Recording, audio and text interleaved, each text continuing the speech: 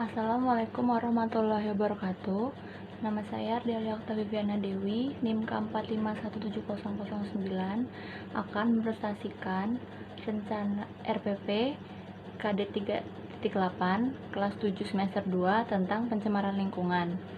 Saya akan menjelaskan tentang materi dari pencemaran lingkungan, yaitu yang pertama ada pengertian dari pencemaran lingkungan, yang kedua itu ada macam-macam dari pencemaran lingkungan, yaitu ada pencemaran air, tanah, dan juga udara.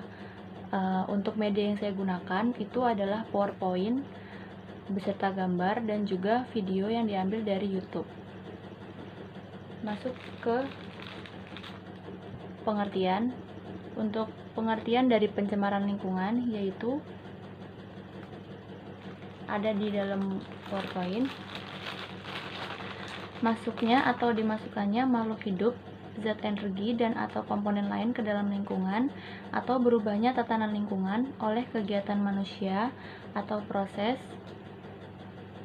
alam sehingga kualitas lingkungan turun sampai ke tingkat tertentu yang menyebabkan lingkungan menjadi kurang atau tidak dapat berfungsi lagi sesuai dengan peruntukannya menurut Undang-Undang Pokok Pengelolaan Lingkungan Hidup Nomor 4 Tahun 1982. Kemudian, peristiwa pencemaran lingkungan disebut polusi. Zat atau bahan yang dapat mengakibatkan pencemaran disebut polutan. Kemudian untuk polutan itu mempunyai ciri-ciri yaitu jumlahnya melebihi jumlah normal, kemudian yang kedua berada pada waktu yang tidak tepat, yang ketiga berada pada tempat yang tidak tepat, yang keempat merusak untuk sementara bila Kemudian yang keempat, merusak untuk sementara bila bereaksi dengan zat lingkungan tidak merusak lagi, dan yang kelima, merusak dalam jangka waktu lama. Kemudian macam-macam pencemaran udara. Yang pertama pencemaran udara. Pencemaran udara terjadi karena adanya zat-zat polutan yang mengotori udara. Zat-zat polutan ini dapat dihasilkan dari penggunaan alat-alat seperti AC, parfum, kendaraan bermotor, hair dryer, dan lain-lain. Selain itu, zat-zat polutan juga dapat dihasilkan dari aktivitas yang dikeluarkan oleh manusia, seperti membakar sampah, menggunakan pestisida untuk membunuh hama di lahan pertanian, dan aktivitas pabrik yang menimbulkan asap. Kemudian di pencemaran air.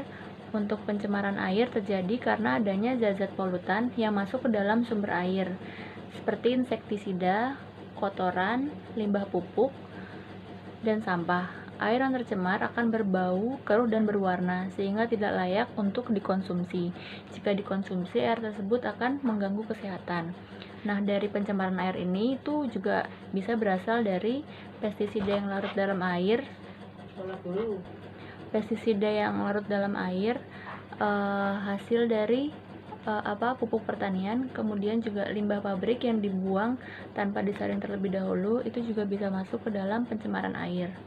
Selanjutnya pencemaran tanah. Pencemaran tanah terjadi karena adanya zat-zat polutan yang masuk ke dalam lapisan tanah sehingga kualitas tanah menurun.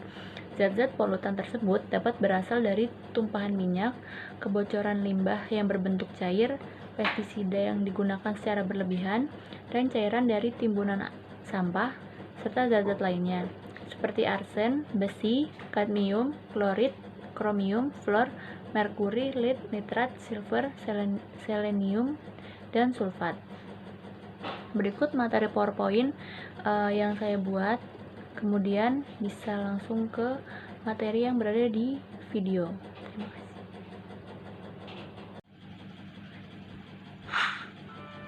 Sejak dulu Indonesia dikenal sebagai negara yang mempunyai kekayaan alam dan kebudayaan yang beraneka ragam. Namun saat ini kekayaan alam dan kebanggaan Indonesia sedikit terusik dengan suatu masalah yang dianggap masyarakat tidak terlalu penting. Masalah tersebut adalah sampah. Menurut Badan Standar Nasional Indonesia, sampah adalah limbah yang bersifat padat yang terdiri dari zat organik dan anorganik yang dianggap tidak berguna lagi dan harus dikelola agar tidak membahayakan lingkungan.